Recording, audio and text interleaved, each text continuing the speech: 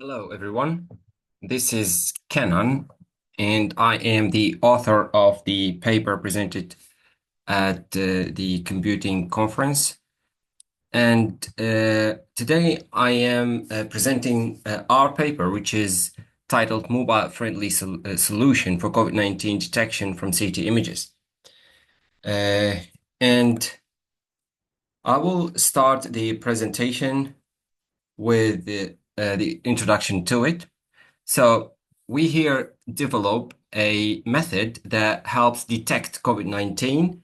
And this method actually worked with CT images that we were able to collect with the help of Professor Dimitris Kolis, who sent us the dataset. And we've been working on this dataset for actually 4 years now, or even more.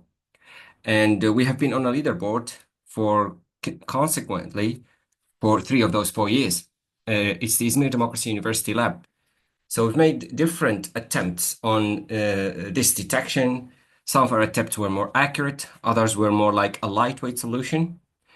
And today's presentation is going to be about a mobile-friendly solution. So a solution that works on the mobile, which is different from all other previous solutions that we had, including a lightweight one and a more complicated and accurate solution. So this solution still is a lightweight and is still accurate. And as I mentioned, we achieved ranking on the leaderboard. The team was successful again for this part of the solution. So in here, we tried the Vision Transformer, MobileViT, an already built transformer. This helped us to make the solution more mobile friendly. However, this solution is not the only way that we achieve the results or the good results. It's the processing of the data that helped us, which is a big part of the AI atmosphere. So the solution works with the MobileViT transformer to get the diagnosis for COVID-19 from the CT images. And the dataset, you can absolutely refer to the dataset COVID-19 CTDB database shared with a lot of international teams that participated in competitions or in the competition, similar competition over the years with measuring matrices of performances, of course. And you can see here about the COVID cases and non-COVID cases in CT images. So as the 3D images work, a number of slices for each CT scan that we were provided. Of course, you can get more details from a paper about the dataset. Pre-processing the dataset, we first worked on, and we've tried it before, and we continued to work on removing the top and the bottom slices that we believe are not very much useful for, or less useful, let's say, for achieving good results. So we kept, of course, the macro F1 score. I say good results, I'm referring to the macro F1 score, which was required by the competition, and it's helpful in the healthcare system settings. The macro F1 score is our first and most measuring metrics that we measure against. So we removed the top and the bottom slices, kept only about 60% of it. And then we also did some cropping to the long area region of interest. We cropped it and resized the images to 384 by 384. Of course, it comes with a standard of 512 by 512. So we resized the images, and this processing was crucial to achieving good results. The model that we used is the MobileViT XXS transformer. That is the model we used in the paper, in the work. And this model is lightweight and efficient. So both lightweight and efficient work very well with our images. So it gave us some good result. And we are doing binary classification, of course, whether it's COVID or non-COVID. All details, further details can be found in the paper. Now the training setup is, as you can see in here. So basically we did choose a training rate after several trials on a workstation in the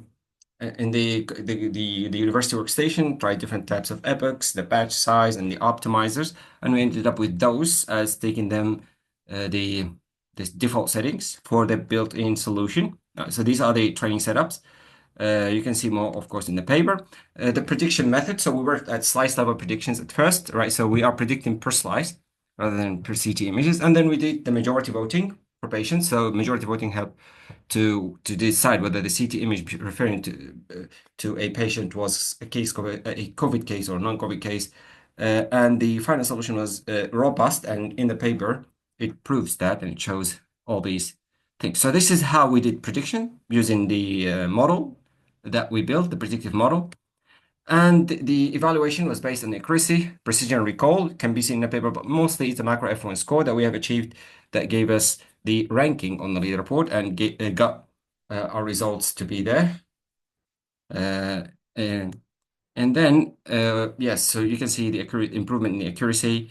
You can even check the comparison to other international teams, and we came fourth on leaderboard, working against many international teams that did great jobs well. So there is significant gains with pre-processing that happened on the slices, which in fact something is very important and crucial in the AI realm, as I mentioned before. And then there is a strong confidence interval that you can see also in the paper.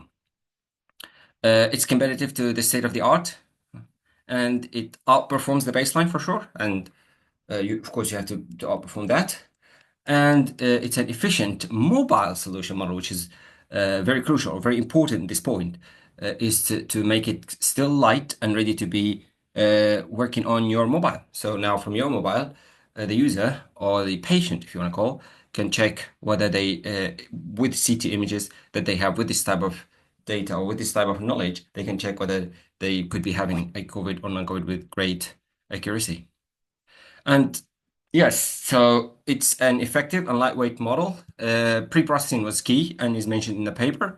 And it will be suitable for healthcare systems as development and other things are of further work that we will be doing very, very soon.